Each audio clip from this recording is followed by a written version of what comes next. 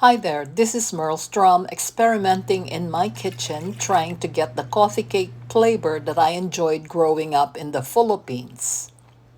I remember that this cake that I'm trying to recall from memory has a strong instant coffee flavor. I'm not sure if it was Nescafe or Folger's brand. Although this cake that I made is delicious, it is not the same as the cake that I used to buy after work at the bake shop in Quezon Avenue or at the Goldilocks Bakeshop in Cubao. The coffee flavor cake at China Buffet has a quite similar flavor.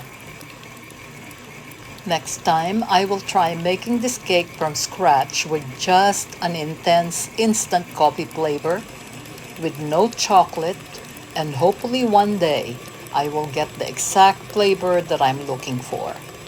Thanks for watching.